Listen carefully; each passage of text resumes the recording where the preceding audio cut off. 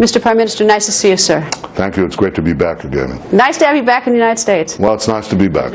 So you just spoke to the Iranian BBC, is that correct?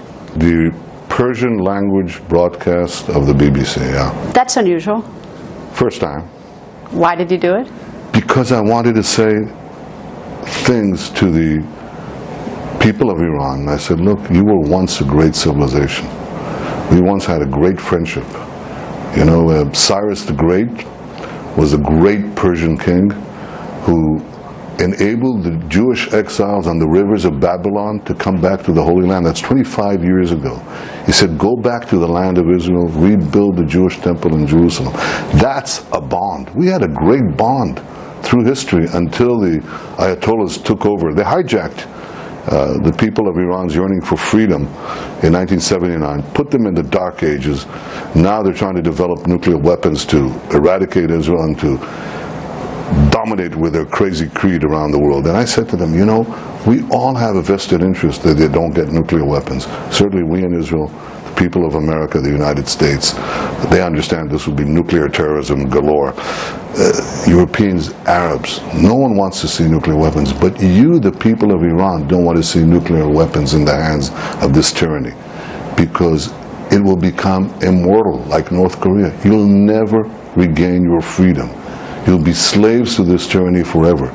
So you too, the people of Iran, want to see this regime disarmed from any nuclear weapons capability. That was my message to them. Well, it's sort of fascinating, you going around President Rouhani to speak directly to the Iranian people, much like actually the way that things have happened here recently with President Putin going around President Obama and putting an op-ed in the New York Times. Senator John McCain did in Pravda online. So we have these world leaders now who are almost bypassing the leaders to speak to the people. But there's one difference, you know.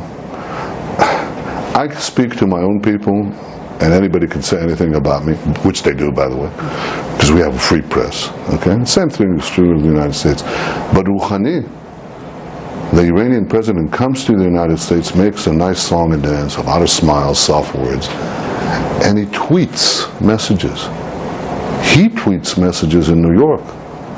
When is he going to let the Iranian people tweet messages freely in Iran? They don't let that. That BBC Persian language interview that I just had, they jam it in Iran. So there's no freedom in Iran, there's no democracy, there's a dark dictatorship that seeks to develop nuclear weapons with mad designs on the United States. They're developing ICBMs. Who are they developing these ICBMs, these intercontinental ballistic missiles for? They're not developing it for us. They've got missiles that can reach Israel. They're developing it to reach you. And those missiles, intercontinental ballistic missiles, have only one purpose, a nuclear payload. So as the Iranian president is talking nicely to you, they're developing the weapons and the vehicles to strike the United States. They have to stop that. They have to dismantle their program, dismantle their nuclear weapons program. Now, that's not what they're offering. They're offering something entirely different.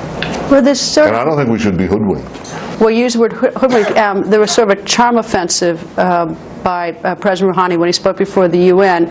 The New York Times, in their editorial, seemed to be a little bit smitten with it, although they said basically trust but verify, but they saw that as a positive. I say distrust, dismantle, and verify. You do say that indeed in your speech, but you have the New York Times sort of at least seeing this as a change. Then you have the President of the United States, for the first time since the revolution in 1979, speaking on the phone with President Rouhani. So you've got the United States a little bit, almost, I don't know if charmed is the word, but they seem to have softened a little bit towards the Iranians. You have not. No, I spoke to President Obama at great length. I appreciated the fact that, you know, on the day of the shutdown, he took a few hours to talk about this, because we have a common goal to make sure that Iran does not develop nuclear weapons. The shutdown we're looking for is a shutdown of Iran's nuclear weapons program. The President said that Iran's conciliatory words must be met with meaningful action. What is meaningful action? It's not a partial deal that leaves Iran with the machines and the material to make enough fissile material, enough bomb material to make atomic bombs. It's got to be a complete Complete dismantlement. No partial deals. In the case of Syria, you didn't come to Assad and say, well, why don't you take out 20% of your chemical weapons? You said, full deal, full dismantling. That's what should be done here. And Iran does not need to have any residual capability for enrichment, nuclear enrichment, enrichment of uranium. You know why? They say, well, we want civilian nuclear energy. Okay. 17 countries have civilian nuclear energy programs without enrichment.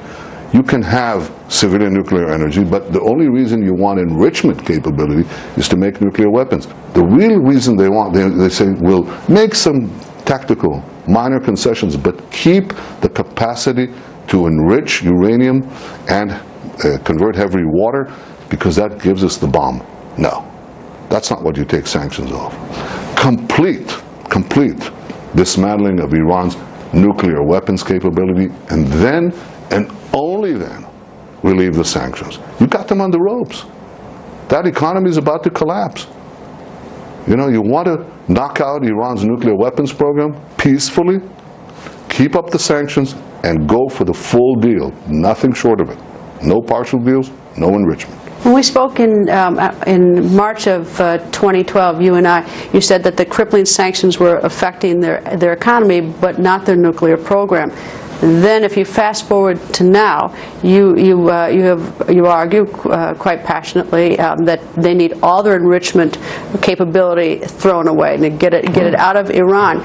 You met with the president on Monday, and you made the statement about all the enrichment on Tuesday. On Monday in the Oval Office, did the president agree with you that there'd be no nuclear enrichment in Iran, that that's the position of the United States? Well, we agreed we need meaningful action. And so it's an interesting question. I mean, this is an intellectual exchange.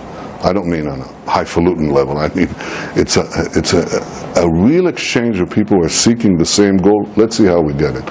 And I think the U.S. administration and the president are now trying to work out what is the best way to do it. But the last thing you want to do, here's the worst thing that could happen.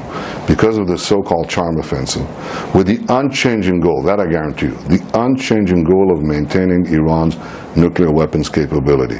They make some tactical concessions. This is the Rouhani's plan. He smiles, makes some tactical concessions, keeps the bulk of the machine and the material so they can, one day at the time of their choosing, rush forward and create enough enriched material, enriched uranium for nuclear weapons, in exchange for the lifting of the sanctions, or even partial lifting of the sanctions.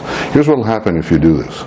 They'll maintain the capacity to break forward with two nuclear weapons, and the sanctions regime could collapse. You remove some of the sanctions, there are enough countries out there who are waiting for this to happen, they'll drop the sanctions regime altogether. So what took us years to put in place, and you know how long I've been talking about it with you and with so many others, it took us years to get the international community to put these very strong, crippling sanctions in place. You let them go, and Iran will make some concessions that they could reverse in weeks. Who wins out on that? Iran. Who loses? The world. The U.S., Israel, the Arabs, everybody.